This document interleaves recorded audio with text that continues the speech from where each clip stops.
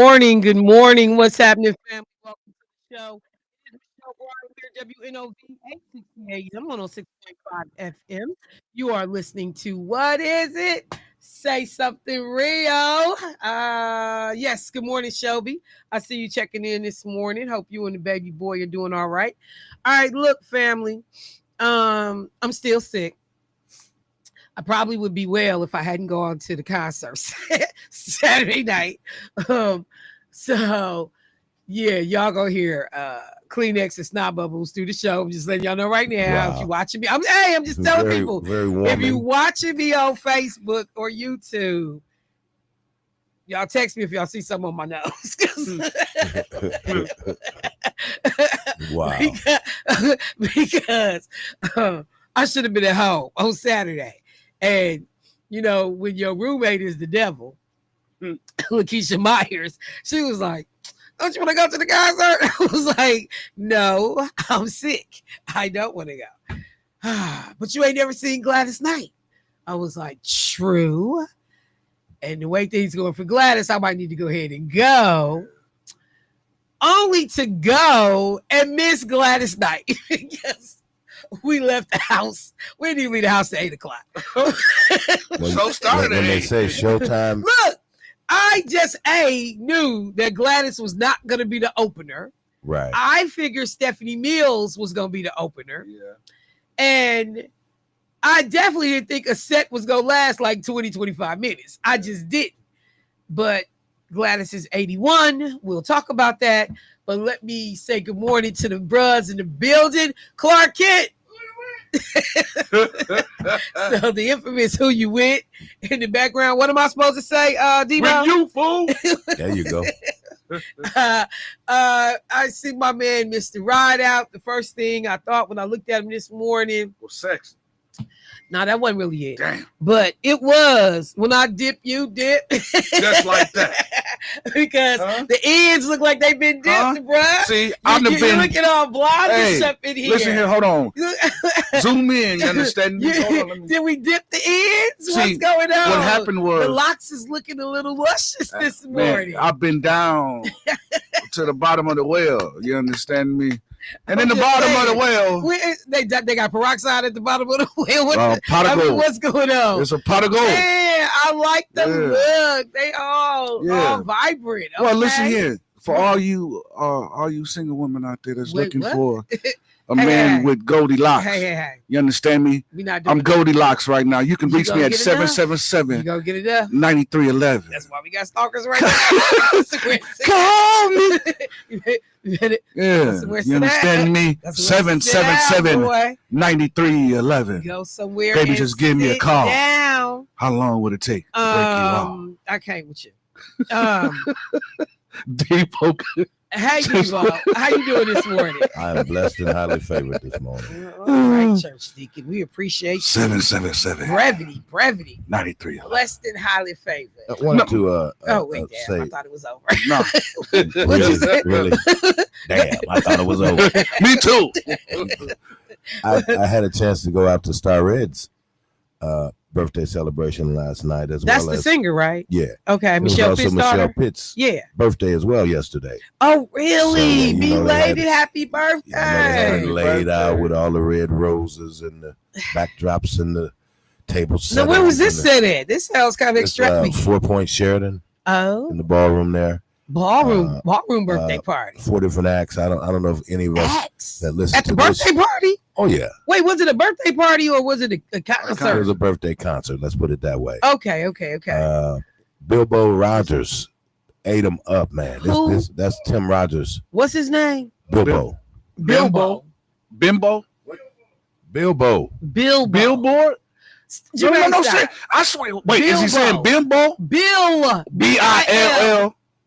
So, Yeah. Michelle, are you familiar with Tim Rogers and the fellas? Yeah, of course. Okay, well, I he's am. one of the fellas. He's one of the Rogers. Oh, he's his. Yeah, because Tim his Rogers is nephew. coming. Oh, he's that cat that can sing. Yeah, so Yeah. he ate him up. Yeah. He ate him up last night. Oh, that cat. Then they had a guy there. I swear, he grown, but he looked like Carvey, Wow. Really? and he was singing all Johnny Taylor. Oh, wow. He said, "I'm Where is he I'm a from? young man, but with an old. So I don't know, this boy sang your song, Jermaine. Oh, Bobby Womack. He did that one. Oh, He did. I was born. Oh, by the Sam. river. He ate that Sam up, man. Tore the room up. Jesus. He can't be no more than 21, 22. Wow. I wonder if because I His seen, name but is he's from EJ out of Jones. state. Okay. EJ Jones. No, he's not from here. Everybody wasn't local. Yeah, because I was gonna say there's this young brother that's been singing like blue. Yeah, I bet that's the same dude. Yep. I've seen him. Yeah, okay. Well, yeah, he ate up the room. You name it, they were there. The Phoebe Hineses, I mean, it was just a mixed room of. Now, how come I know about this party? Was it an invite only? No, it's been all on the air. Oh, I've been sick. I ain't heard nothing. Star Red's birthday. I've been sleeping in between the breaks. This commercial been running a month. You haven't been sick that long. I've been sick like this. I'm going on my third week of being sick, man. Oh. Have you gone? Have you gone? See how nobody cares. See how nobody cares what's happening with me. Have you done what you told Angela to do? And by the way, Angela did go to the doctor. She drove by the station and brought her doctor's papers, and showed them. She was hanging out the window. She wasn't driving. No, she wasn't driving. But she said she drove. That's okay. She was in the passenger seat. Okay. And pulled up at the station and said, "Hey, I went to the doctor." Did you read her name on the documents? Because she's slick. Did you look at them documents? Well, I can't halfway see anyway, so. She held up her daughter's doctor. Like when you do the urine samples. Jermaine said he was looking at an ultrasound. Yeah, what he was looking at. Somebody get your urine sample back and be like, right. That's it. It's a baby formula. It is urine sample. Myself and DJ Clark Kent hosted the stage and did the music. Clark actually brought his wife out. Oh my goodness, I've never seen him host, man. Yeah, and then his wife was there with us last night. So Pam, we just had a great time in the Lord. But I told him when I hit the stage. Wait, how was it in the Lord? Well, I don't know. I just said that, I'm like Jermaine. I'm like, so it was the Easter bash or something. I felt that thing. Yeah, that thing get the bubbling. No, it was a great time. Just good people and all of that. I thought for certain we would see Chris Heavy Levy was in the building. Keith's brother was there. Keith Parrish brother was there. So we had a great time. Oh, the cool one. Yeah, the cool one. Okay, yeah. And then of course, what's the name of that? The Milwaukee MKE Liners or something like that? Yeah, the dancers. Those steppers. Al Boogie them. Man, they got a line dance for anything you can say. Hambo, have you heard? I just want to say I saw Mariska, how you say her last name, Jorge, from Law and Order. Benson. You know they got a Benson line dance. I mean a line dance for Benson for Law and Order. For Benson? For Law and Order. What? Dum. Yeah. You ain't seen it? Yeah. They got a line dance for that. Oh my God. And so she was doing it along with the blonde woman that's on the show. I forgot her name because I ain't watched Law and Order in a million years. But the new season's about to start, isn't it? Yeah, and coming this Thursday. And okay, commercial. But they was doing the line dance, and I was like, this one for y'all. I need y'all to stop this right now. It didn't look too good. And this one for y'all. Y'all messing up the dance and losing cool points all at the same time. Well, look, let me take a quick second since you didn't, went through your event. Again, Jay, you was at the concert, right? On Saturday. Yeah. So we decided to go late and got decent tickets to go late. Yeah. We were like in the fourth row on the side, right by the stage. And Miss Gladys. And that's really why I wanted to go, because I have never seen Gladys perform in person. And we didn't leave the house though, honest to God, to 8. And I said, well, she ain't gonna be first. We all talking about it in the car. She not gonna be first. Stephanie Mills gonna be first. And got to the show and got in the building. And we could hear Stephanie Mills singing. And I looked at my watch. I'm like, it's 8:45. Yeah. So first of all, I was like, well, Stephanie must have went on first. I felt all good. And then I realized after I had been at the show for a little bit, but we saw Sharon go live with the sign saying Gladys Knight. Yeah. And I said, That must have been wrong. I mean, I'm everything in my mind. So how was Gladys? Because I miss Gladys. This was Gladys. Okay, so for people that can't see you on YouTube or Facebook, so she wasn't what? Yeah, I heard she was lip syncing. No. She wasn't lip syncing. So they were just playing the track. No. This is what happens. The choir, I mean, the background singer, one of the background singers, like Frankie Beverly and Maze. When she would stop and lose it, they would cover. Yeah, so they'll pick up to where she was at and cover it. But she was standing there just looking, and then she'd just be smiling. She looking at the crowd, and she would blow kiss while the background is singing, and then she will remember her part and jump right back in. Okay. So I'm watching her like something is wrong with her. But she got to one of these songs, I forgot the name of the song, and she just started crying. She just stood there. She blew a kiss at the crowd and started crying. She was just standing there, and it's like, wow, yeah, you can tell that this is almost like the end of the rope. Well, they said that she has dementia.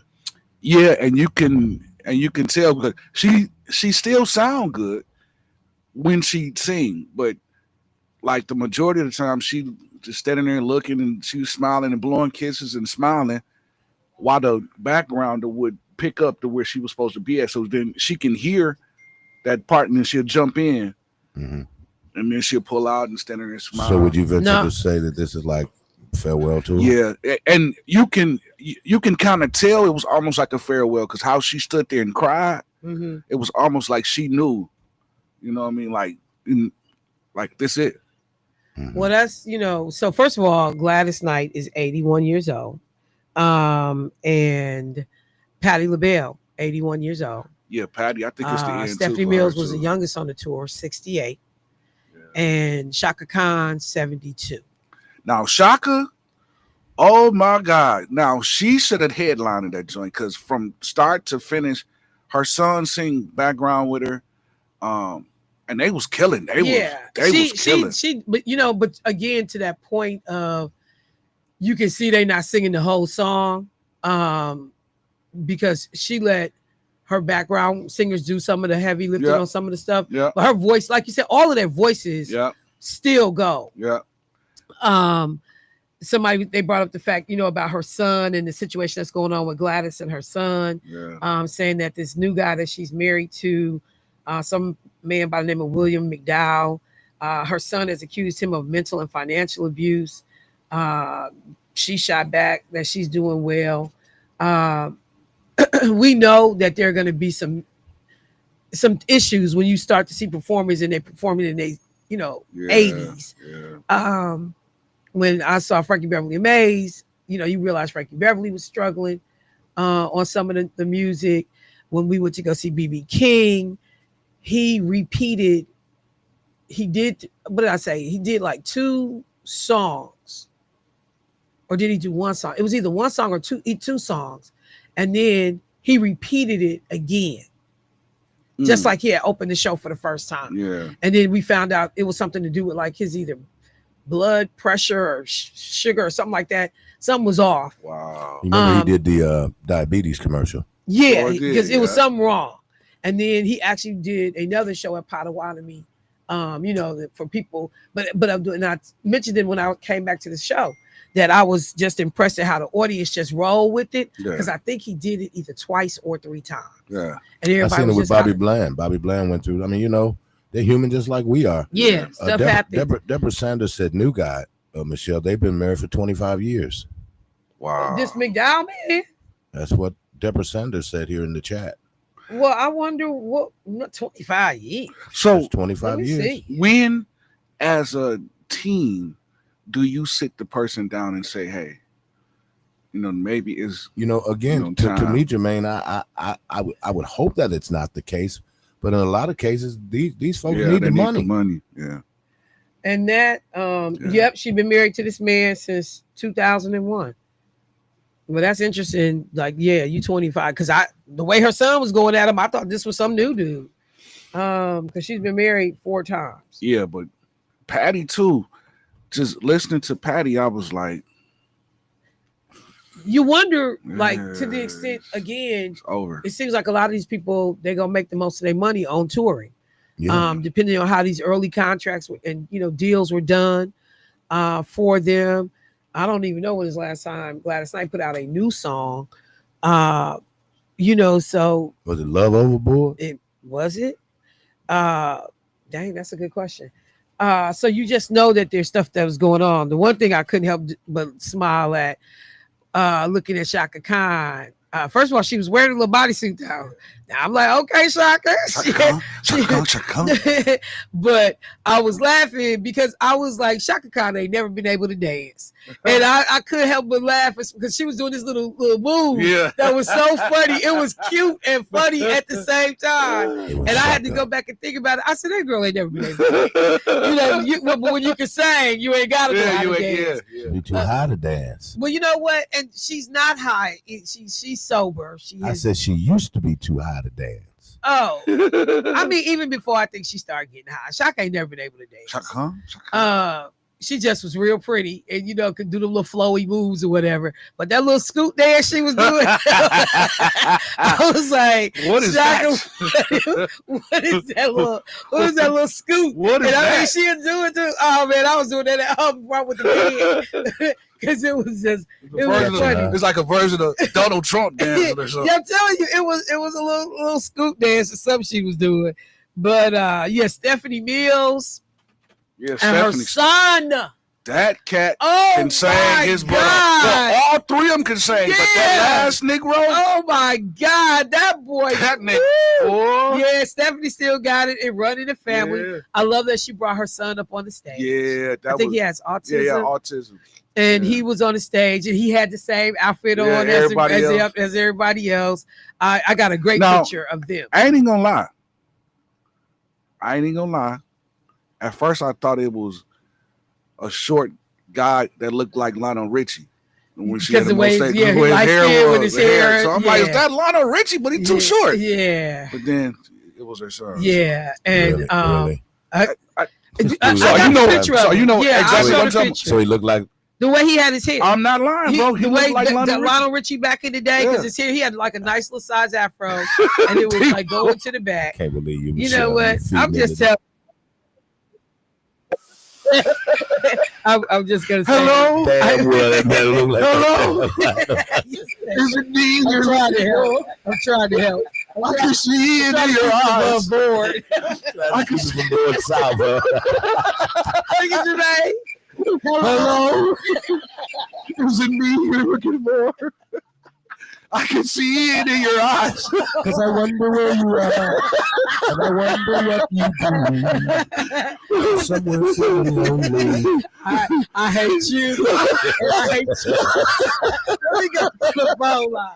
Hey, caller, what's happening? Hello, Michelle. How are you? I'm good. How you? Is this Angie? Yes, ma'am. I heard you was out here showing fake doctors. No, it wasn't no fake doctor. She was showing her freedom papers. She had her freedom papers for my daughter. I heard she was out here with fake urine samples. What's going on? She had her freedom papers. Whatever. Them were real papers. You good? Well, he's gonna test me for cancer.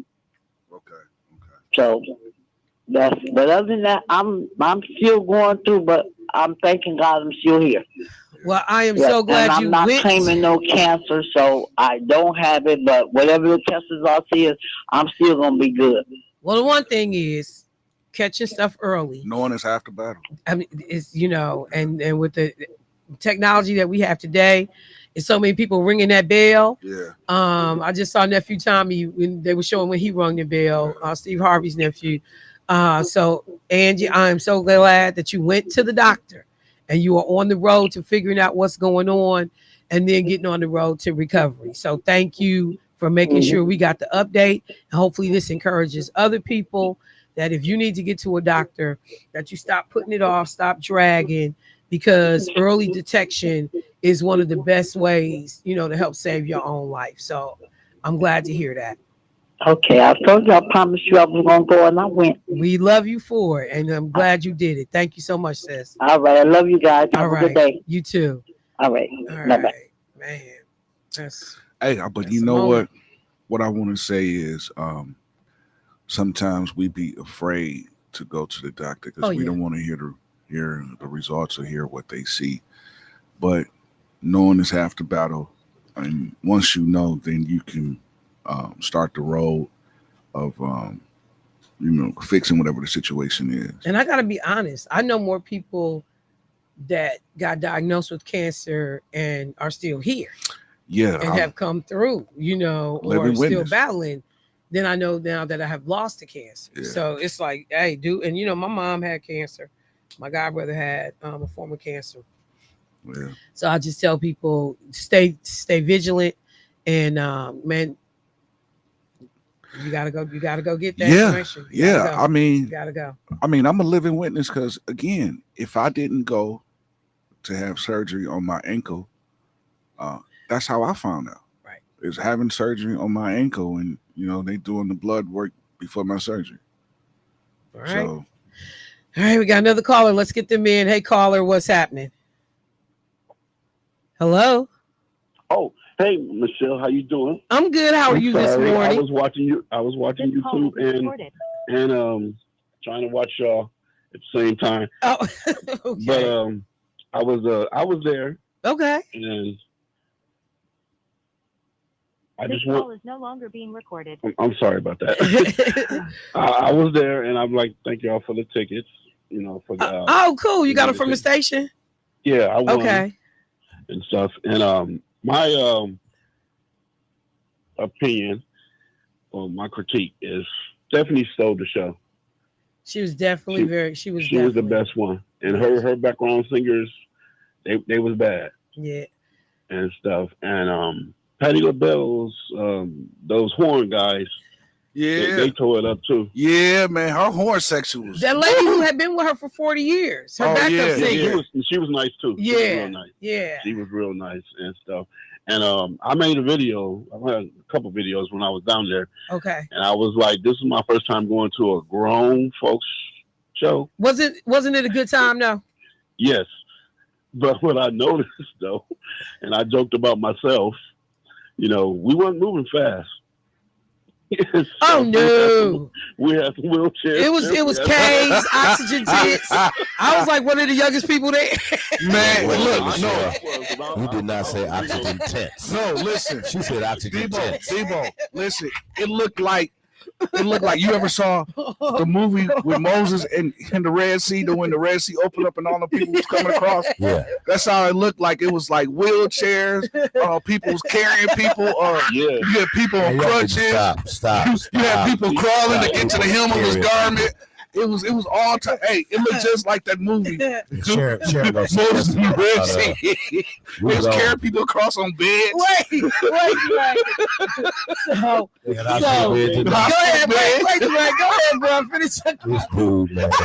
Y'all gave me right. Wait, say what? Cool seats. Okay. And, I had to walk up some stairs though. And it was like, man, I was like, dang, because my knees started hurting. Oh, you was one of those people? Man, so it smelled like nothing but Bengay and hospital wraps. Wrong. Hospital gowns in there. The Pfizer form, man. Cut it out. Young folks, I'm like, yo, enjoy y'all youth, man. Pfizer. I don't mind getting old. But it comes with a price, so take care of your knees. Yeah, man. Pfizer form had a real strong of icy hot, Bengay, and like put it in the ventilation system, and like freighter hospital gown smell. Thank you, bro. I appreciate you calling this morning. Dude, hey, it was like, I swear, I'm not lying.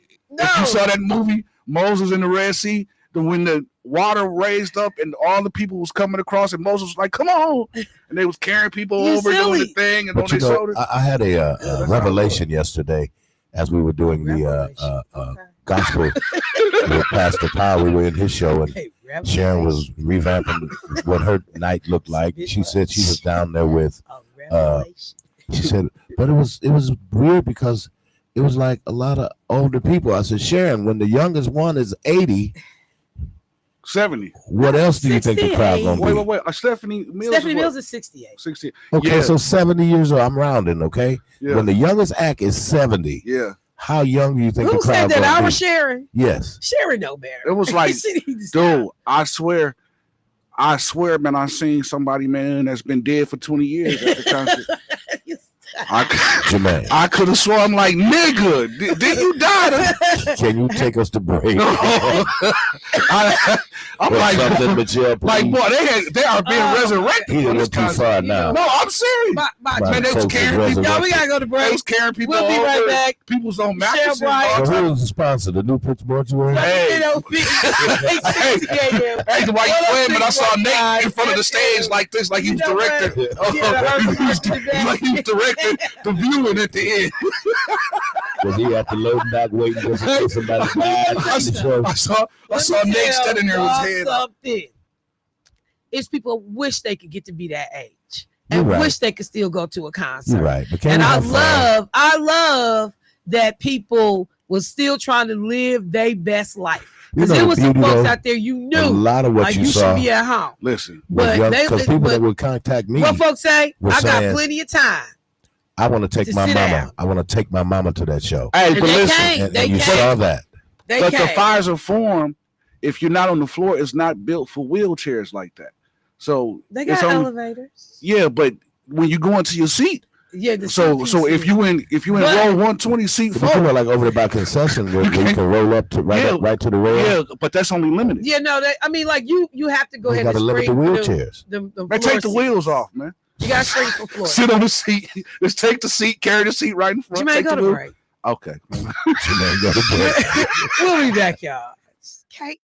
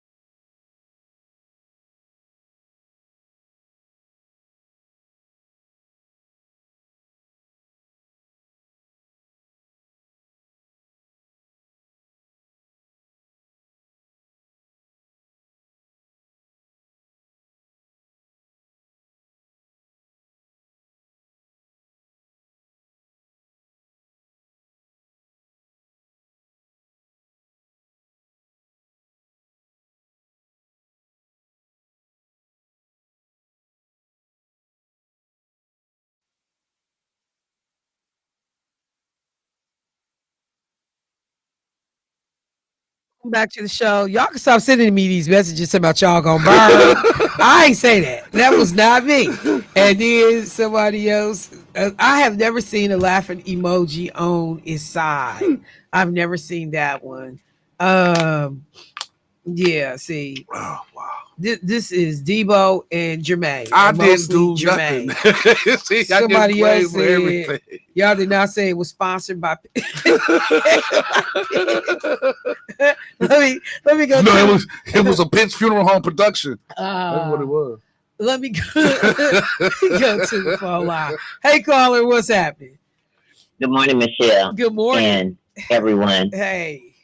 Listen, we need to take time out to laugh and go to great shows. It was quite a few of my older friends that went to the show. Yes, ma'am. So I can't wait to hear their response to how they enjoyed it. I haven't talked to them yet. Yes, ma'am.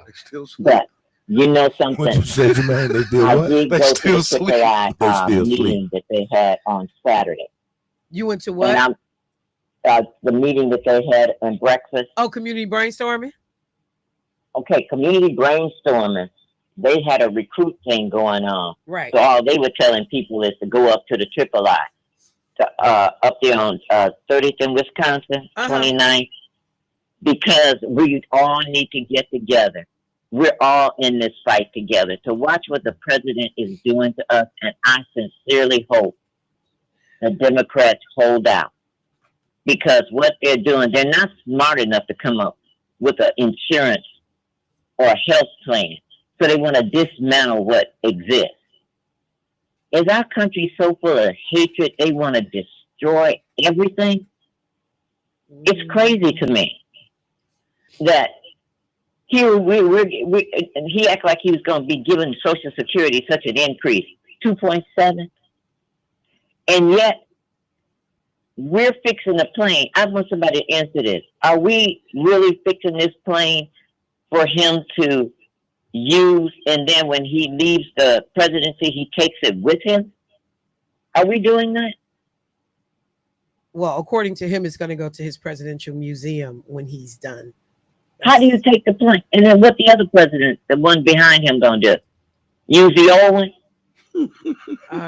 Well, no, because there's a new one actually being built. It's just. Well, then why don't he wait on that one? Because it's down. And you know something? Yes, ma'am. The Americans should only give him 2.7 of our tax dollars to fix that plane. Yeah, no, it's frustrating, but he's taking it with him, even though Americans will invest millions and millions of dollars for it to be able to be used. And the new incoming president will have the Air Force One that is being built here in America right now. That was behind schedule. So yes, you know something. When do you ever accept a gift like that? You're not supposed to. You should. But this man hasn't done anything for the people. Infrastructure, nothing taking care of business, just going after things and playing golf. And you know what someone else told me? They believe it's two Donald Trumps and his wife has a double. When you see the one that's all lovey-dovey under him, that is not his wife. Because when you see her, she's holding her purse where he wants to reach for her hand. Yeah, no, it is. I don't know what's going on, but only God can step in. And I'm telling people that want to sit on the couch this time, get your butt off of it, because it's going to affect you. It's going to affect your grandparents, your aunties, and everybody else, because Social Security, Medicare, people that are in the middle of critical health situations, what's going to happen to them? And when we just think about ourselves selfishly, we're going to all suffer. So when they talk about mental illness and things that are going on, we're causing our children mental illness. And I want to know another thing. Am I wrong about this? On Wisconsin Avenue, when these Marquette students are crossing the street against the light, and you find an open space and go through there and the police is there, you're going to get a ticket. Is that true? that crosswalk gives them the right of way. I don't know about against a traffic light though. That wouldn't make any Yeah, sense. this is against the traffic light. Yeah, but They say they don't care if it is green. And if they're crossing, you have to wait. well, These are yeah, I'm not sure. I'll find out. I'm not sure, but okay. And then I'm weighing in on this next thing. It's too many innocent people dying for this chasing. Get a squad that work for the police department that are race car drivers that know how to prevent hitting innocent people chasing somebody when they could say, "Hey, a car is headed your way. Head them off." What are we doing to get somebody that's a traffic violation and shooting people because they have a traffic violation and they're too scared to stop to talk to the police because they could get done in anyway? We need to fix some things that's going on. Thank you for listening to me and have a great day. Yes, ma'am. Thank you. Appreciate the call. All right, y'all. So there are any number of things to get to this morning. And I appreciate the callers' frustration, concerns, and the call to action that is necessary for us to, in some cases, protect ourselves and others to stave off the drama. Let me. I'm gonna move around. I'm gonna do local and national stuff this morning, but I wanted to pick up on number one, a story that I had talked about last week when I got at the Journal Sentinel reporter Vanessa Suarez, and again, I'm not sure if that's how you say her name, who had written the two, as far as I'm concerned, hit pieces on County Supervisor Priscilla Cogs Jones and the County Board Chair Marcelia Nicholson, in which, again, the story is supposed to be about Marcelia Nicholson, but this reporter chooses to drag Congresswoman Gwen Moore and her campaign spending into the story. So that's how like you was trying really, really hard, young lady, to have a story, to create some buzz or whatever. So another story comes out, and this one, the caption read, "All Milwaukee County supervisors were audited in campaign finance investigation." And so this story just talks about that the campaign finance reports of all 18 members of the Milwaukee County Board of Supervisors were audited by the Milwaukee County DA's office after an ethics body raised concerns. But the review by the DA's office is now complete. No further actions are going to be taken, said DA, Chief Deputy DA Jeffrey Altenberg, in a statement he released on September 27th. The news of the broad investigation into every county supervisor follows recent reports that actually talked about the two, Marcelia and Nicholson and Priscilla Cox Jones. Again, they go through a little bit about what the concerns were that were raised, even though none of these things were illegal. And so they're just, trying to put the story to bed now that there is no, there are no charges pending against anybody. Everybody's good. The investigation has been closed. What I found interesting is that the reporter who wrote this story is not the reporter that wrote the first two stories. And I wondered why. Okay. So the first two stories written by Vanessa Suarez. Hang on. I just want to pull up because I didn't print it with her name on it.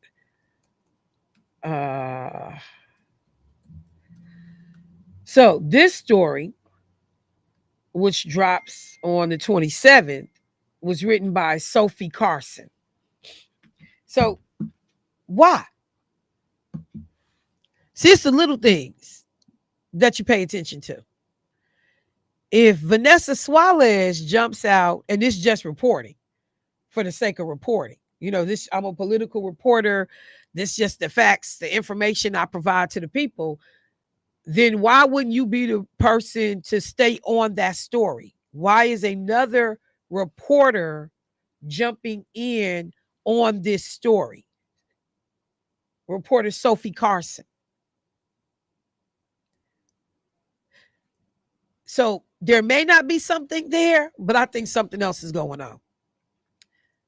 Pay attention to the bylines, who writes these stories, who these people are connected to, what they do. Like I said, generally, when you see a story by Dan Bice, that's a hit piece politically, you know the Democrats is trying to mess over somebody. And they use Dan Bice to do their dirty work. This right here, something else was going on here.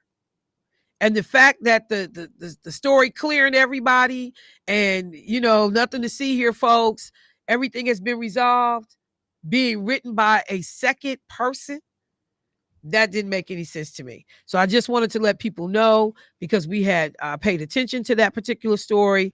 If you were following it as well, that, yep, they said, no, we investigated everybody because of an ethics report or ethics, situation that was raised, and we're good. It's closed. Move on. I just wanted to say that.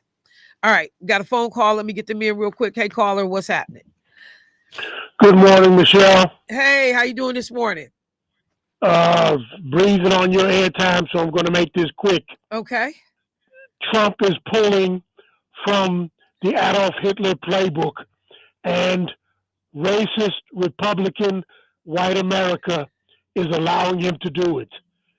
The next president will decide whether to clean up his mess or to continue. I'm done, sis. All right, thank you, bro. Appreciate it. Yeah, that simple statement was so loaded. It's not even funny. Let me tell you why. And I'm going to, like I said, I'm gonna jump around this morning. So many of you know that tomorrow we're going to see something unprecedented in this country. The Secretary of Defense, because I think it is ignorant to go back to calling this the Department of War, because that's not what this people evolve. They grow.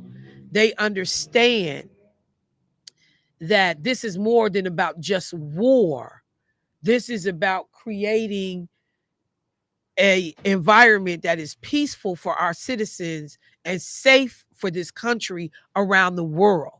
So there's an element of defense, strategic defensive maneuvers that we do, relationships that we build.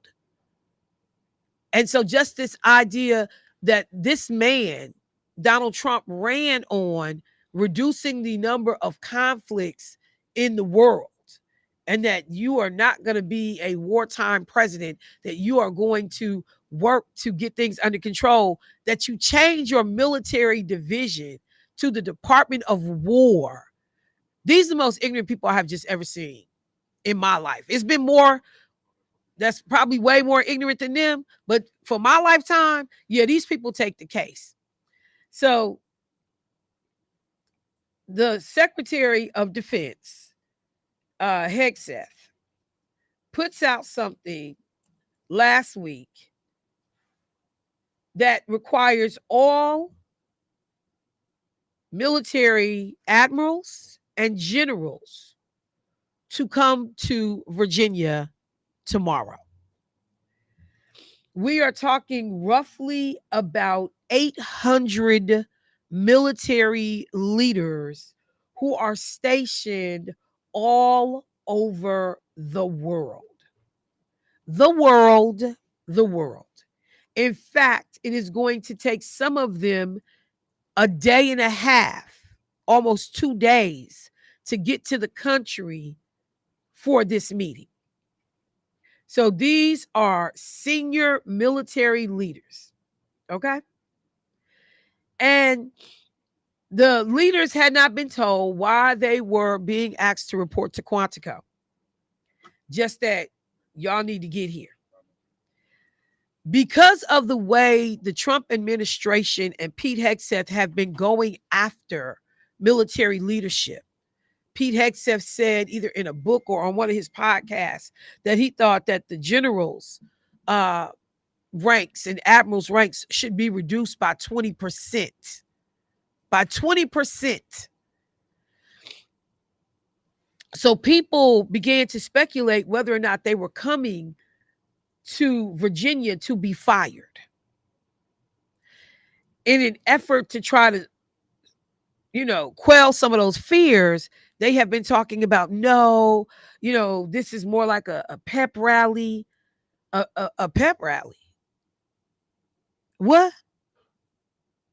So, first of all, I know dang well y'all didn't call these people in from all over the world in a situation where we putting the nation's premier leaders militarily in the same place all at one time. That's crazy.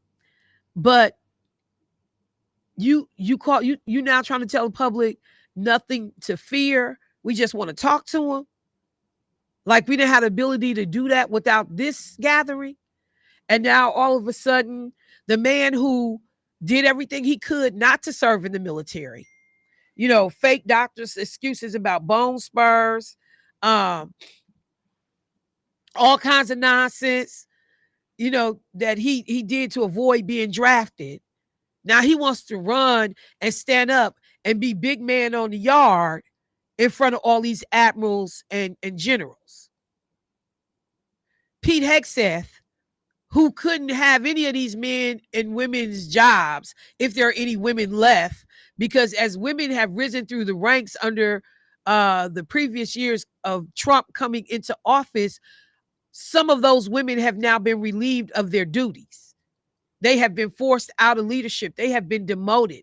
Pete Hegseth had famously said he didn't want women in these leadership roles. I'm paraphrasing, but that was the gist of what he said. So we get women that are the first time, leader of the Coast Guard, first time this, first time that. None of those women are still in those ranks and in those positions. I shouldn't say ranks, but in those positions. He's moved them. They hadn't even, in some cases, been on the job a year or two. So you are convening all of these people for what? It is going to be interesting to figure out, how this whole thing plays out. But when I say the morale of the military has got to be at its all-time lowest, it's got to be at its all-time lowest. Somebody that's a former military man is checking in, and he was saying it's about war. He believes it's about war. Jay. I truly believe that too, but I believe this in my heart. I truly believe that they are drawing up this playbook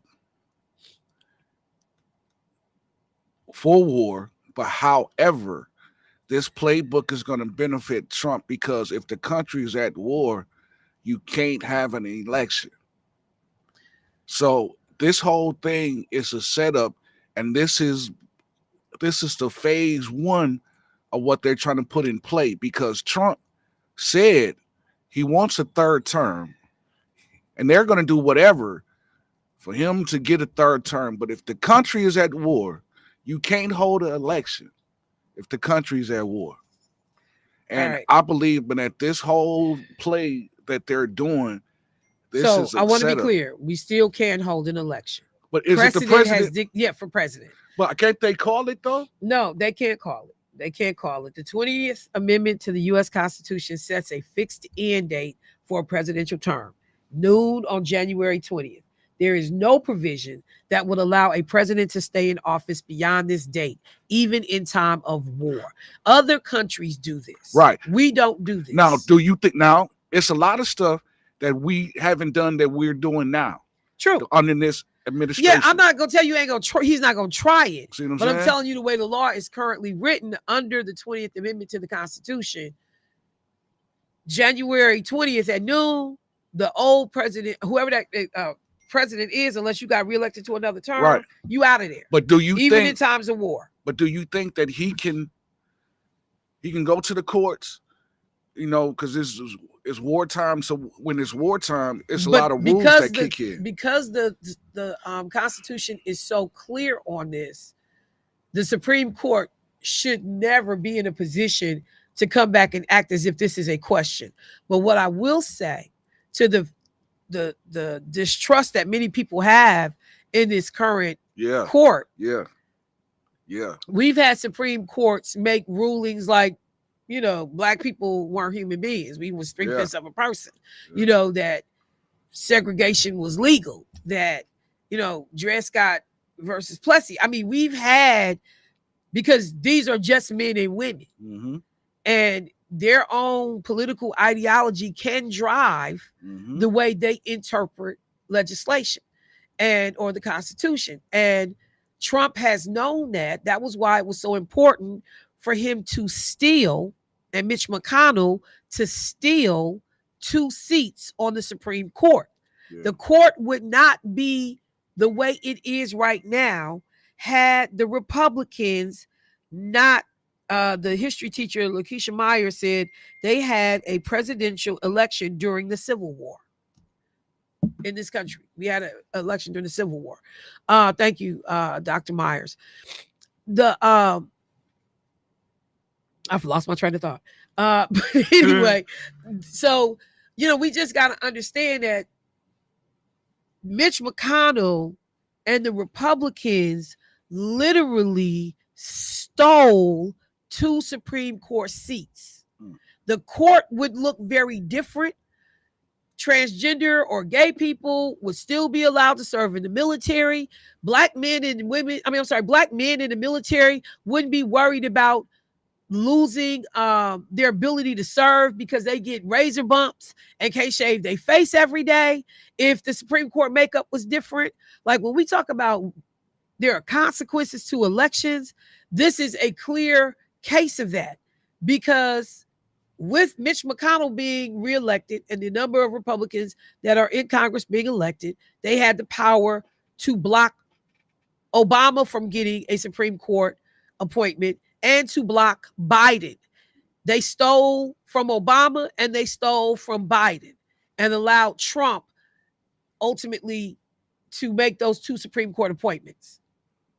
So and this is the thing about it that's just so frustrating, because as these people, caller, here I come. I'm sorry, I didn't look over there.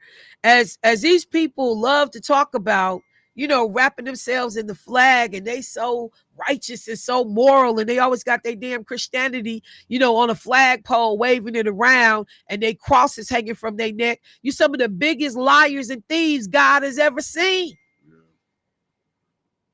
And because you can come up with a loophole to justify your thievery and your foolishness, you think it's okay.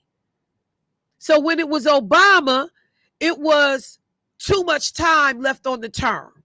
So we're going to let, Trump make the call. No, not enough time left on the term. So we're going to let Trump make the call on the Supreme Court.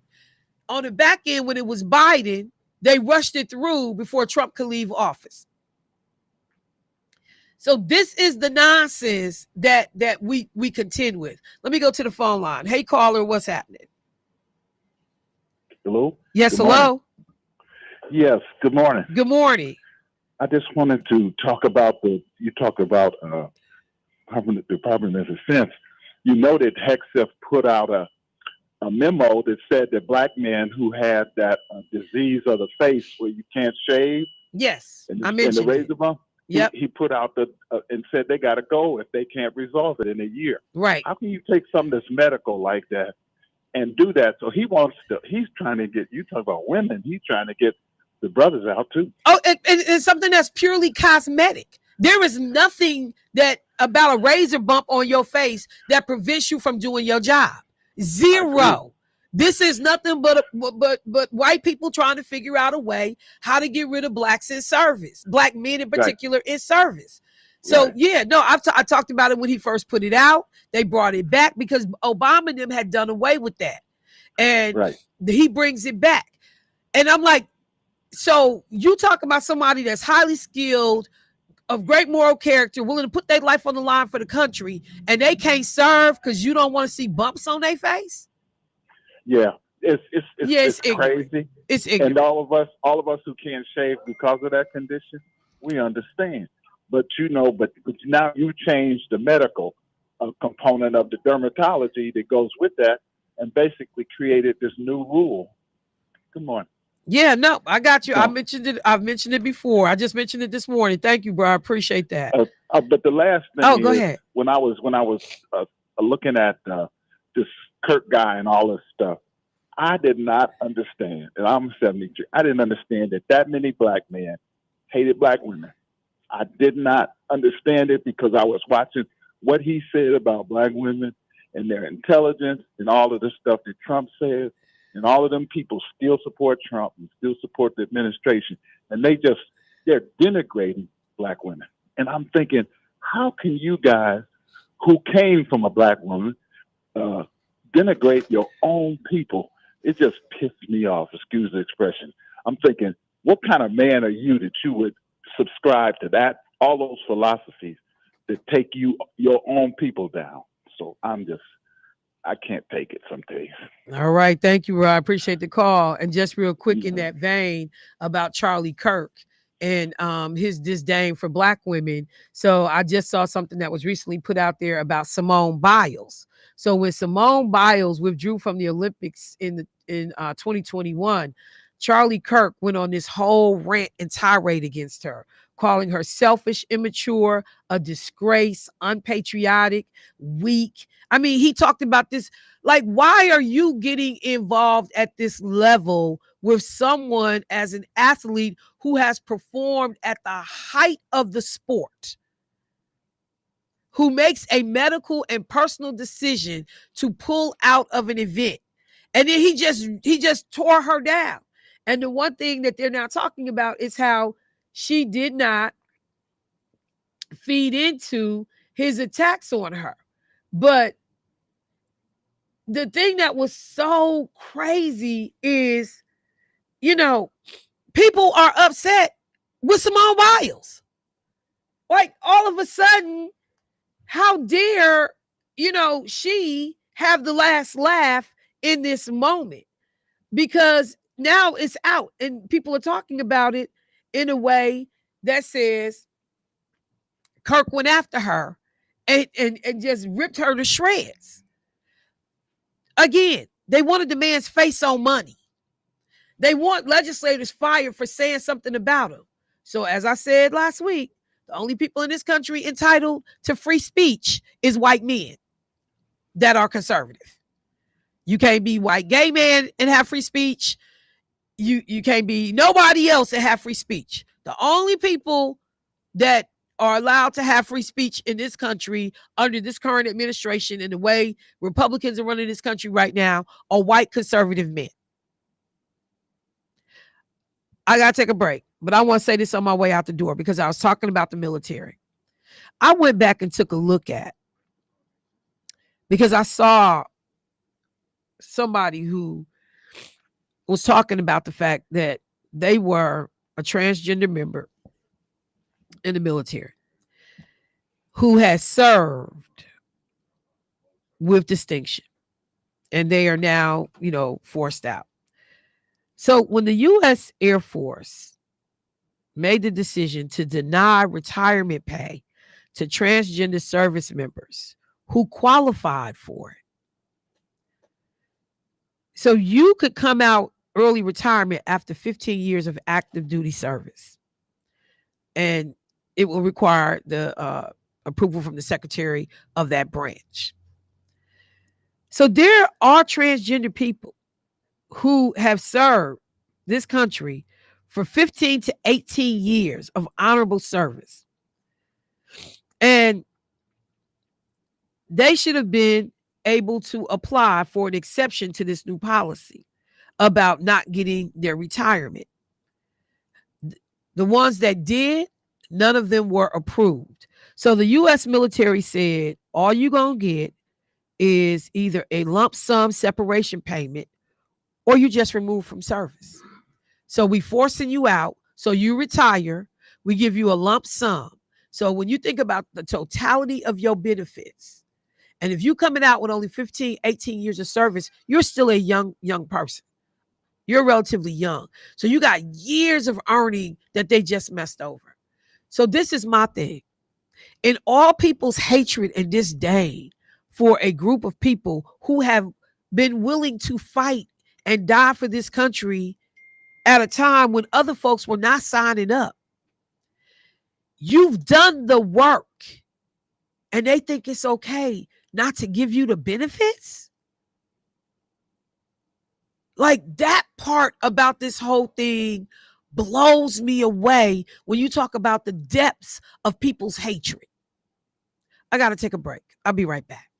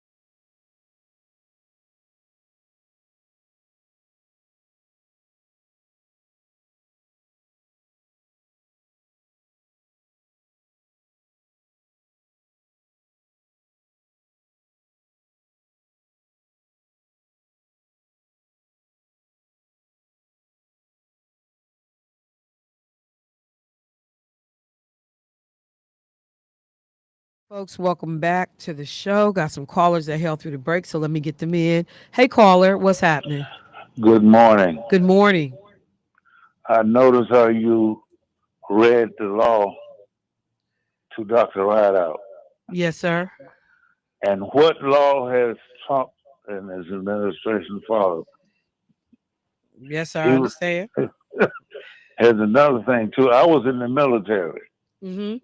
I went to Vietnam. I got a combat infantry badge. It means you was under fire. And this thing about shaving, when I was in basic training or whatever, when I was stateside, they had inspections and you had your locker and you had to have shaving stuff in your locker for inspection. I never used a razor to shave. I used magic shave, you know what it is. Right. And I didn't ever shave. And also when I was in Okinawa, they inspected us every day and they told us the black people, they need to get a haircut every day. Because, you know, that's when the afros were coming out. We were trying to grow one. We get a little shade on the side. And I told the commander, our hair is not like these other boys' hair. And we cannot afford to get a haircut every day. Next day, y'all's hair is all right. Y'all have a good one. All right. Appreciate the call. Thank you. Got another caller on the line. Let's get them in. Hey, caller, what's happening? Hey, Michelle. Hi. I just wanted to say this is what happens when y'all let the dumb kids from the back of the classroom come to the front of the class and pretend like they're a teacher. The dummies are in charge right now. Yeah, I mean, that's part of it. You know, certainly. Yeah, they slow. They slow. And for some reason, they follow behind each other, even though they know they wrong. It's like that old saying, if they jump off the roof, you going to jump off behind them? And now they say, yeah, I am. We used to say, no, I'm not going to do that. But now we say, yeah, it's okay. We'll jump off too. No, but we've had periods though. We've had ebbs and flows of it because it was a whole bunch of people who knew slavery was wrong, but they went along with it because it benefited them all, you know, in some way, shape, or form. Then we come out of it, then folks get mad because black folks start doing okay in Reconstruction. So then we recreate, you know, Jim Crow and black codes and Jim Crow. Then we come out of it. Then we had the audacity to start getting some jobs and elect a black president, and now we back. So you know, that's why when people say we are better than this, we're not. This is exactly who we are as a country. We are not better than this. This is America. This is America. And I said this. Donald Trump did what we couldn't do in 300 years. He showed the world that America is a lie. All that y'all have been believing over these years, it was a lie. All she is about hate and getting her own. That's it. Well, and I mean, you know, I hate to put it on America, like just in the broadest sense of the word, but the people that occupy this soil, that have the majority of the power right now, that's what they own. And you know, and so it's too bad that you got to like frame it and say America, the country, because it has represented opportunity and ability to use the laws. You know, if you have not watched Becoming Thurgood on PBS, I took a look at that this weekend, and it brought tears to my eyes to realize the foughts that have been fought so that you and I and folks that look like us could be afforded, you know, what other people got just because they was white. And how now there is this definitive effort to roll all of that back, to take us back to that place when we were unequal citizens in this country. So yes, ma'am, I hear exactly what you're saying. Yeah, because they say that was when we were great. Right. Yeah.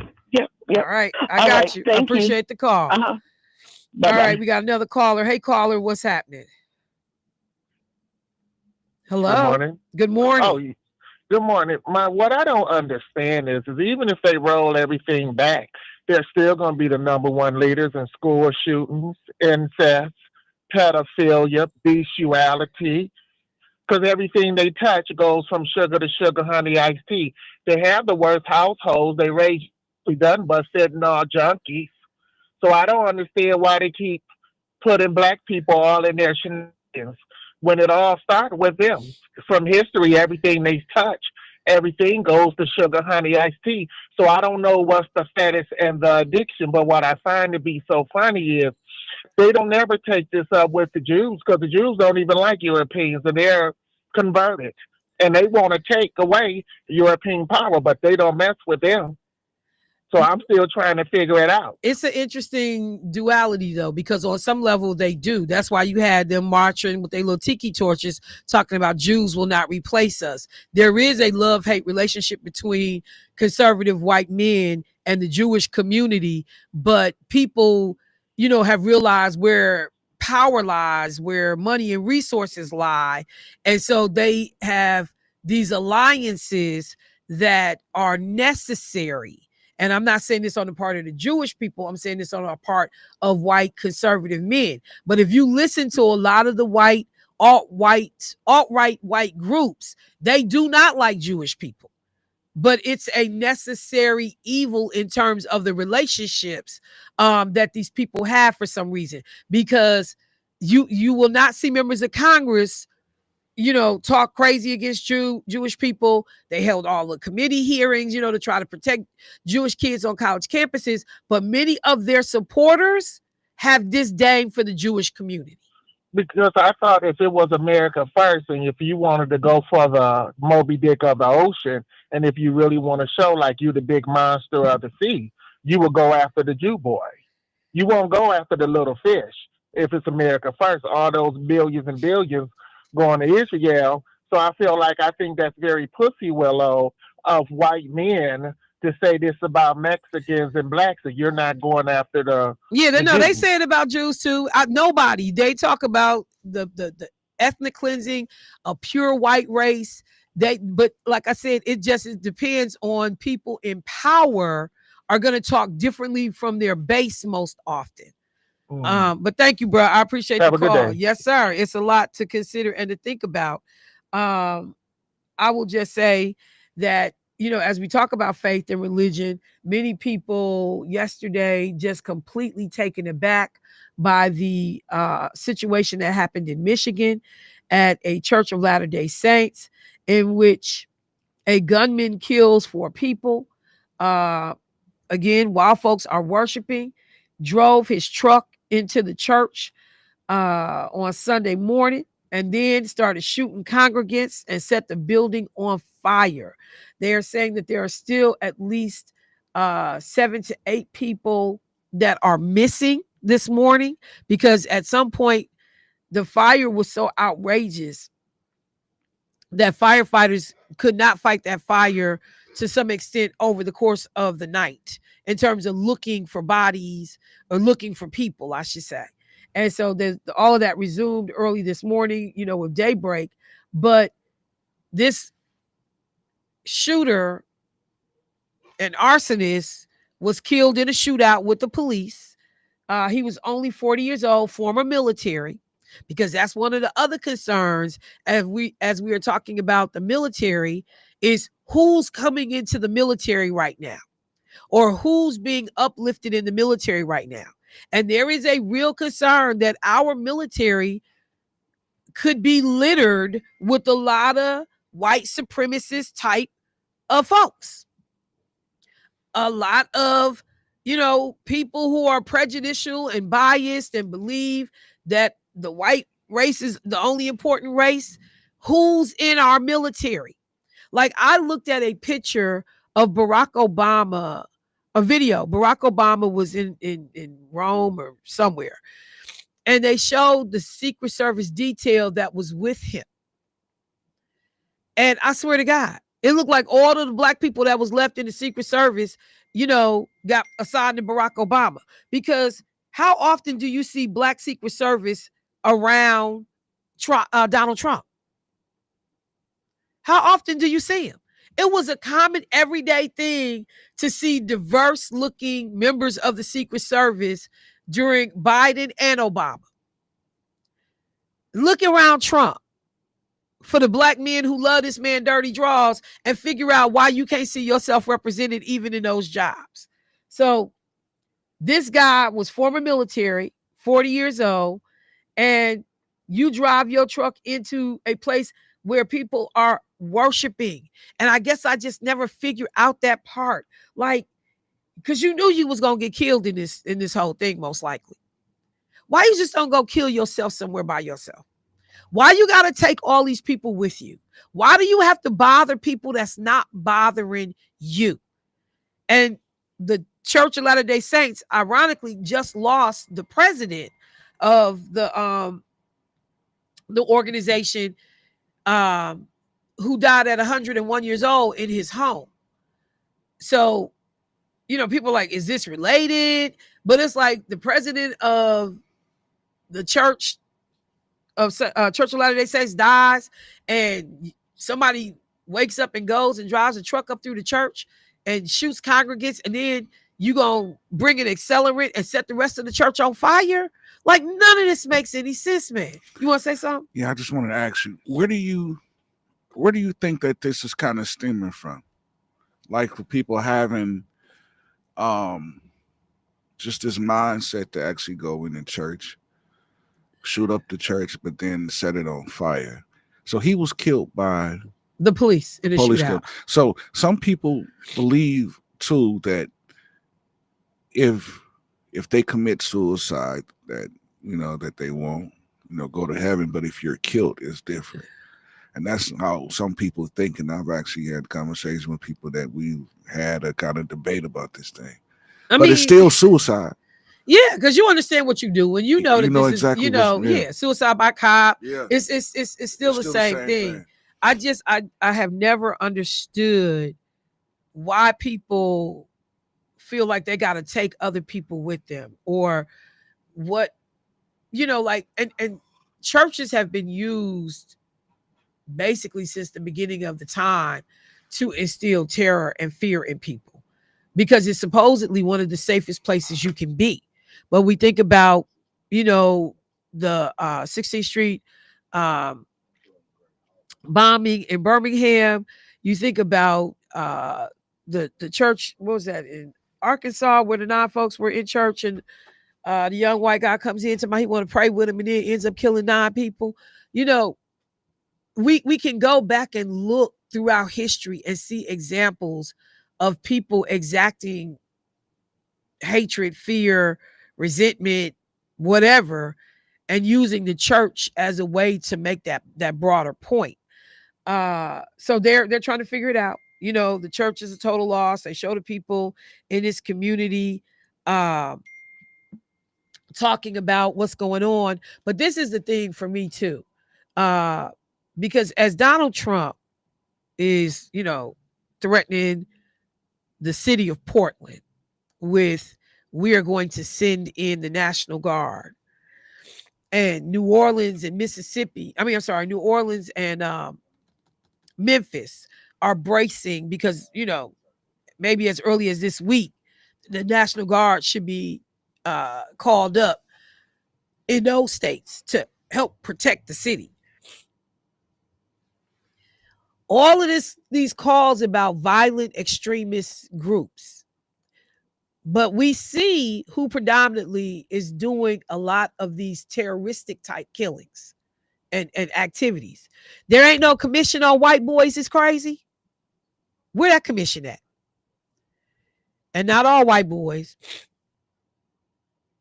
The conservative leaning ones that don't know how to handle their emotions and end up harming other people. Where is that commission? Where that study at? When can I hear the testimony on that? Where's the national plan to deal with domestic terrorism at the hands of white men? Where's that at? Because you got a plan for cities.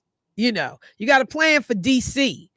That includes the guardsmen picking up damn paper on the National Mall, like they trash collectors. You got a plan for all of these other groups. You got a plan for the essays, the Mexicans. You got a plan for the Jews. You got a plan for everybody. But you ain't got no plan for crazy white boys. Where is that plan at? We don't talk about that. Well, wait. Everybody else talk about that. White men and women in leadership on the conservative aisle of the ticket don't talk about it. And quite frankly, neither do Democrats. Because I would be somewhere saying to my fellow members of Congress, yeah, I need a special commission and a committee hearing on crazy white boys that's shooting up, doing domestic terrorism and shooting up and killing people. Can we get that commission? Since we studying crime in every other arena. Since we care about crime in Memphis and we have, I thought Portland was a country because they were talking about the war-torn, the war-ravaged Portland. I was like, is there a country called Portland? Because I know you're not talking about Portland, Oregon. Like, what? War ravaged. But see, those are the terms that they want to use to be able to justify, to Jermaine's point, usurping the law. That does not allow you to go in and try to take over local policing in this way. I got to take a break. Callers, I see y'all. I'll get to you as soon as I get back. Michelle Bryant, WNOV, 860 AM, 106.5 FM. I can't breathe. Be right back.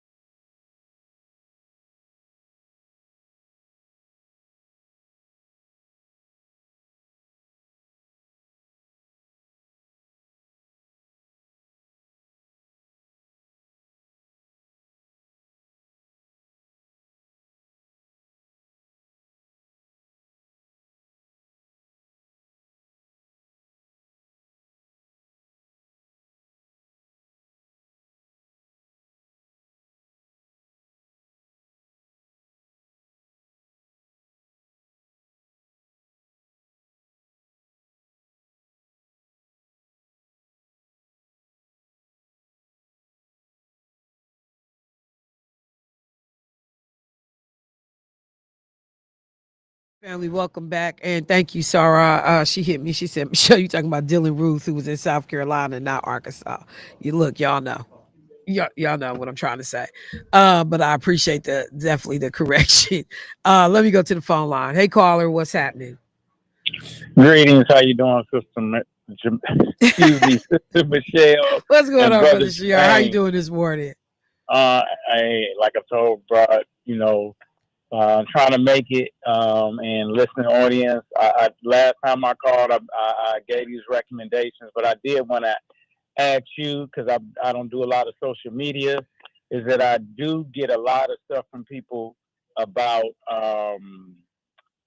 Representative Jasmine Crockett. Yes. But I don't see a lot of people talking about that being one of the solutions, that we need more Jasmine Crockett, that we need more people being attorneys, that in the next 3 years we could have a whole set of attorneys that go into the law field, because the movies I mentioned last time I talked, Becoming Thurgood, shows how, he was the most successful winningest Supreme Court attorney. And I challenge anybody to make sense of how you could have a more racist Supreme Court justice today than in 1950. Right. When he was convincing these people, because I heard what you said about them rationalized because they're people, but he presented so much evidence and experts. The documentary breaks down, the fact that they created a system where, forget these government payments, they provided free legal services because they created the wealth needed for the case. And if you're paying yourself as an attorney for the case, I know you're going to win. I know you're going to win. If you coming to me like, let me represent you, I know you're going to win. We're our attorney. We haven't put the pressure. We put our pressures on our political officials.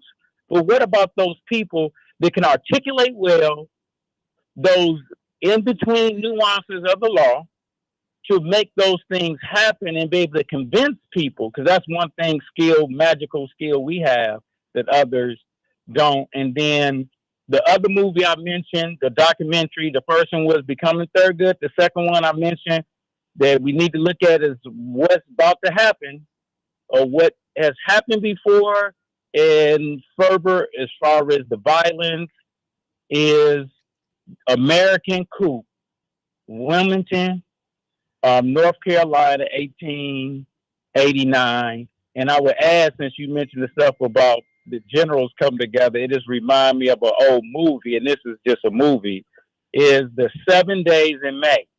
Oh, yeah. Which is a 1965 film about a general staging a coup to take over the American government. Right. It's a fiction, but it's based upon actions of individuals within the military. So you watch the movie, then go do your homework and find out these different military figures that had political ambitions. I view that these are the type of movies, and I look at old movies and I see this is the stuff Trump was watching. But he's interpreting, when he's younger, the movie's different than I'm interpreting.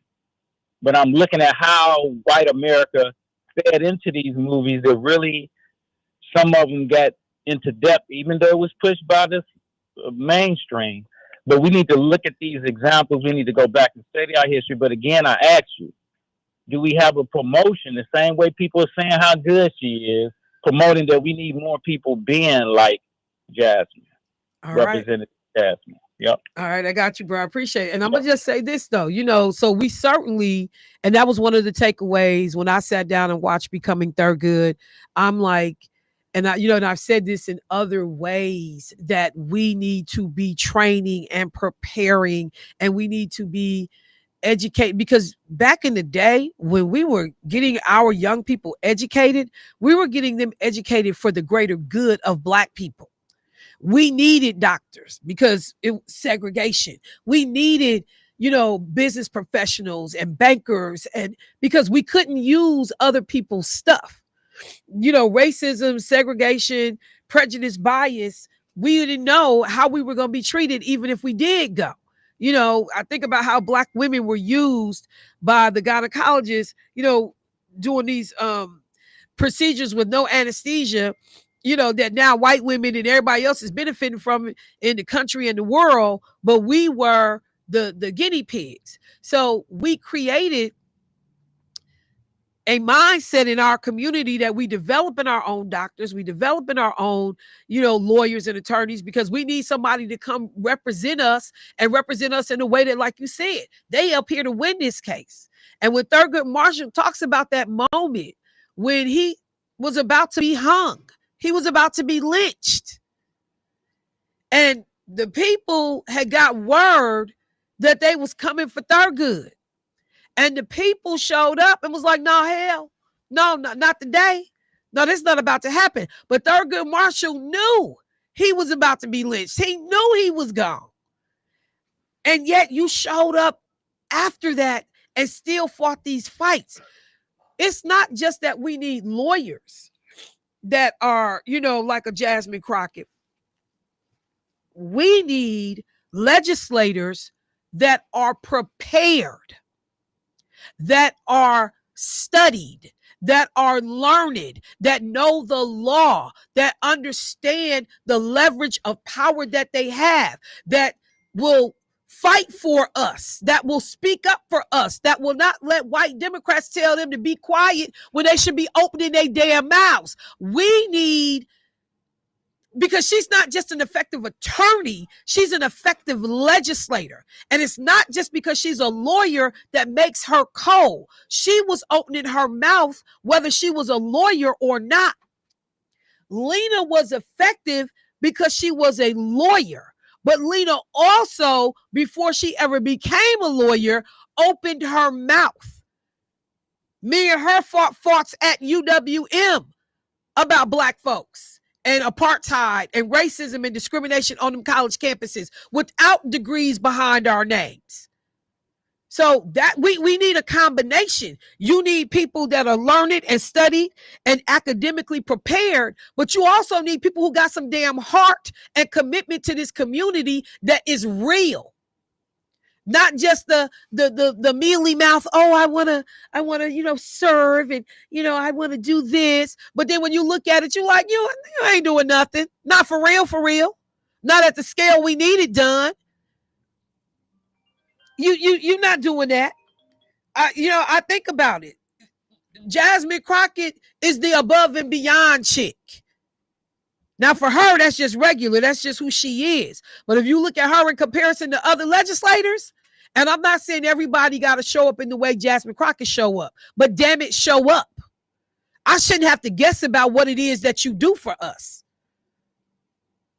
I shouldn't have to guess. And that is where I get frustrated, because we do need Black folks trained. We do need these people skilled. But I need you to then do something with that training and them skills.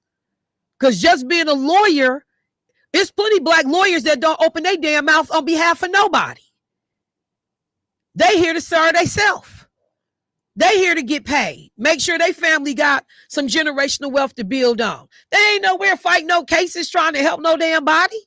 For real, on no grand scale. So you got to have more than just the training. You got to have a heart and a love for our people that says, I'm going to make it uncomfortable for myself. Because as they pointed out in Becoming Thurgood didn't have to do nothing that he did. The same way Martin Luther King didn't have to do nothing that he did, because both of them brothers came from families with some means and some education and some access and some privilege. They could have went on to live very productive, cushy, upper class lives. When we go to Martha's Vineyard, we see Thurgood Marshall's house when we go to Martha's Vineyard. Before my name was ever thought about, Thurgood Marshall had, a property in Martha's Vineyard. We drive right by it. Keisha always point out, that's Thurgood Marshall. I'm like, I know, Keisha. We laugh about it all the time. This man came from means and privilege. Why you somewhere about to be lynched trying to help Black folks? And one of the things he said, and call it Here I Come, in that documentary is people think that, the Brown v. Board of Education was the premier crown jewel in the legacy of Thurgood in terms of these cases. But he talked about the case where white folks was trying to deny black people the ability to vote in the primary elections. This is before we get the 1965 Voting Rights Act. Vote in primary elections, they would only allow them to vote in general elections. Oh, Keisha said, oh, that's Adam Clayton Powell's house in Martha's Vineyard. Thanks. I forgot that too. But I'm just saying, my point. These people didn't have to do what they did. So you got to have more than just the education. You got to have the heart and the commitment to serve this community. And I'm talking about service in a way. Yeah, you just don't see a lot of people that's cut from that kind of service anymore. Let me go to the phone line. Hey, caller, what's happening? Hey, I think he's correct. But, we once had all of those programs, but, most people don't have recognized that Trump has eliminated in the Department of Education, TRIO, Upper Bound, all of the programs they funded. So it will take much more effort. Like we have the MEDAL program, Medicine, Engineering, Dentistry, Architecture, and Law. Myself, Randy Crum, Dr. Ned Stokes, a whole bunch of people was in that program during their whole career in college and as adults, helping to show our young people from the middle school level up what kind of these professions will be like. And so we're going to have to self-do that now. And I always say to professionals, if you're in a position to have a company or you work somewhere and you got power, hire you some student interns, whether they're juniors or seniors in high school. Bring them right in and teach them what you do.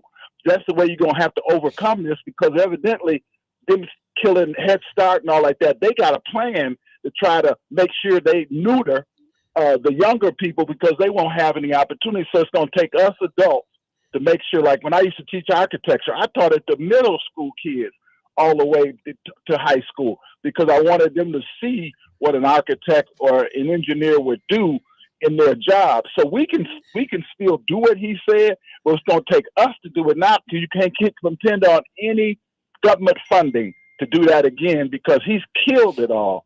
And so, but those are good suggestions, but we can turn it around. We can expose them. The main thing is they need to be exposed to see how it is, what it is, how you do it, and knowing what the possibilities are for their own skills and talents. All right. Thank you. I appreciate the call. I'm just going to put, the caveat on the back end of that and say the same thing. We can't just train and educate these people. We have to also provide them with direction about having a passion for serving this community. The brother that just got off the phone, Tyrone Dumas, was a cat who fought hard on behalf of this community, goes up against the system on behalf of this community. Because one of the things that I lament and I get frustrated at, I go to certain events sometimes and I see Black people I've never seen before that are doing very, very well. But it seems like they hide off in the cut because they don't want you to know they're doing well, or because they don't want to be responsible for the broader community, because they don't want to help. One of my most interesting conversations I had was with a brother that is a professor. And he talked about he wanted to be able to go to his university and just be a professor. He didn't want to have to be the Black professor who the kids all, had problems and drama on campus, and he was called in to mediate, or they came to him. He just wanted the luxury of doing what his white colleagues did, which was just come and teach and write and do his thing. And me and this brother would go to rounds because I would be like, we don't have that luxury, bruh. It's not enough Black professors on the yard, on campuses, to be able for you to go sit off in isolation and just write and just be. That's not the badge we wear, for lack of a better way to say it. You are one of a handful on this campus. And yes, there will be an over-reliance on you. I know that wasn't what you signed up for, but that's what it is. And so he stepped up, and did it, but begrudgingly. It's a whole bunch of black people that's educated and skilled. They go take them damn skills and they make sure that their kids get it and their grandkids get it. But the community don't never really feel the impact other than you able to take care of yourself and pay property taxes, and tithe at the church or make a contribution to a charitable organization. You got to be willing to do both parts of this piece right now. Or both pieces of this puzzle. Dr. King and Thurgood and Adam Clayton Powell, now for Lakeisha reminded me, could have went somewhere and sat down. When Harriet Tubman freed herself, she didn't have to come back and get nobody else. Even though she came back and got some family, she didn't have to make no 8-9 trips back. She could have just been good. See, it's a different kind of heart and a different kind of black person that says, I'm good. But until my community is good, I'm not good. Let me go to the phone line. Hey, caller, what's happening? Good morning, Michelle. This is John. Hey, John. Interesting. That's a good, nice little thing you're just saying about taking care of the community. It's kind of like Confucius, where they take care of them. Yes. Their neighbors. Very similar. And it's sort of the traditional thing that most... John, it's funny you call because I thought about you when the folks at the UN meeting walked out on Benjamin Netanyahu. Yeah, you popped into my mind when I was looking at that. But go ahead. Well, when Al called up, and he's doing this a couple of times lately, I never heard him do it until the last couple of times. I've been doing a little research. At first, I told you, remember several months ago, I said, I don't think the U.S. should give money to anybody. And then, okay. On the other hand, I just found out what they're doing is they give this money to Israel, and then Israel buys the weapons from us. I didn't know that. So it's like a circle. And then I found out what Israel's been doing, like with the French jets way back in the 60s. They'd buy these Mirage jets, and they'd improve on them. They've been doing this with the U.S. F-35 or whatever it's called. They made it so you don't have to refuel in the air. I don't know how they do this. Then they made it all so you can do it all computerized. And whatever you think of the war, this is a different issue, but they made it so you can do it like automatic, kind of like an automatic car, I guess. And this was going way beyond the U.S. technology. But anyway, so it's like President, oh my God, the last president we had, Biden, right? Oh man, I'm having a senior moment.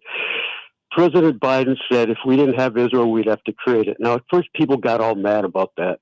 And it's kind of true because it's a place where the U.S. can have a partner. Now, think of this like Einstein in World War I. I saw this in a history program.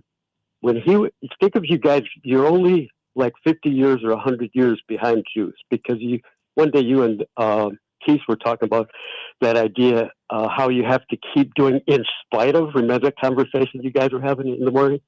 In spite of, it's this side thing. We're always doing stuff in spite of. Like you were just talking, it kind of reminded me of the Black Wall Street thing. So in Einstein's class, they had only been let in these classes 50 years earlier, maybe in the late 1800s. So by the time Einstein's in there in the early 1900s, it was like the whole class was Jewish. This is like way back in the early 1900s when he's coming up with all this physics stuff. So when the U.S. says, man, here's a group of people over there, whatever the morality of the war is, we know that these guys are going to do something with our weapons and fix it up and make it even better. So what it is, it's a circle. It isn't just simply aid, and they get it back in all kinds of technology and improvement. Now, I'm not trying to sit there and talk about the war at this moment. So for Al up there, I don't know what his thing is. He keeps bringing up Jews lately. He never used to do that. There's something bugging him about Jews. And he doesn't say Zionist. Notice that? He doesn't say Israel, or sometimes he says Israel, but doesn't say Zionist. So he's saying Jews. I don't know what the thing is that and your answer was pretty reasonable. I thought your answer was pretty right on it. White racists do not like Jews. For anybody out there that don't get it, real white racists hate Jews maybe even more than blacks because they think Jews are this conspiracy. They downgrade blacks and they overrate Jews. Am I making sense? Yeah, I certainly appreciate that. I think that and I'm up against the clock, so thank you for the call. But what I will say, thank you. No, thank you. But what I will say is that number one, there's a long story history between the Jewish community and black folks, both good and bad. Right. There are many of our organizations that have Jews that have been contributors and founding members in terms of making these organizations that were intended to help black people.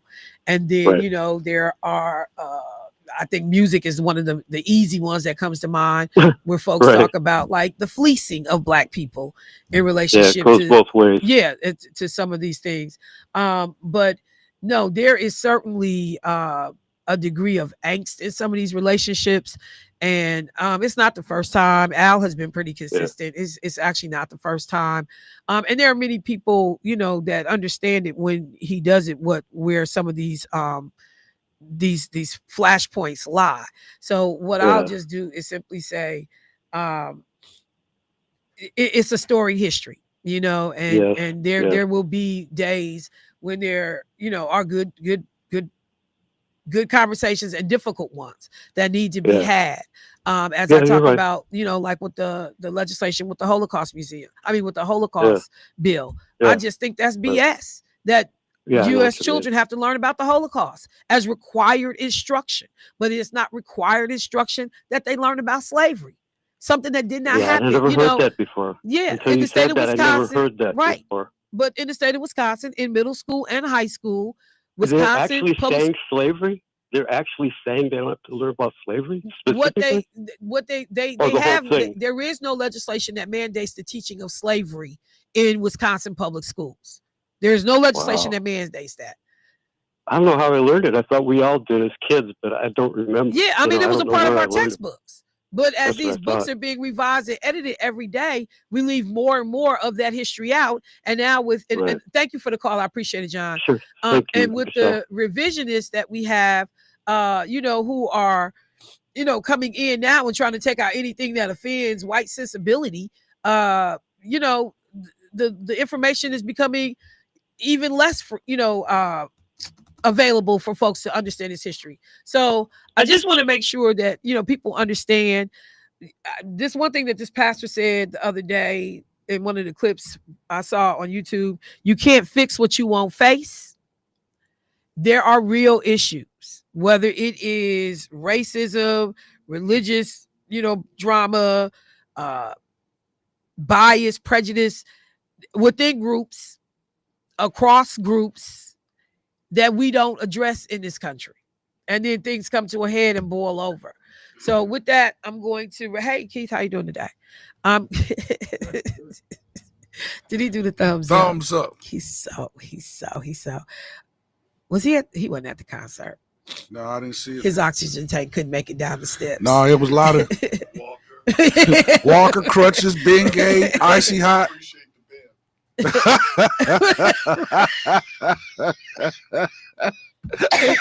I cannot with him. Don't laugh at him. All right, y'all. Family, I will talk to y'all tomorrow. And I didn't get to talk about it today, but Eric Adams dropping out of that race in New York. It's about to get ignorant in New York. What you say? Oh, look like you want to say something. He wasn't gonna win, but I think he could have taken any votes. Well, okay, I'll talk about it tomorrow. All right, family. Clark, appreciate you. Debo, appreciate you. Goldie, I'll holler at you tomorrow. Hey, oh, wait, we got the youngest sitting over here. What me in your name? Rance. Quan. Okay, I ain't gonna forget that now.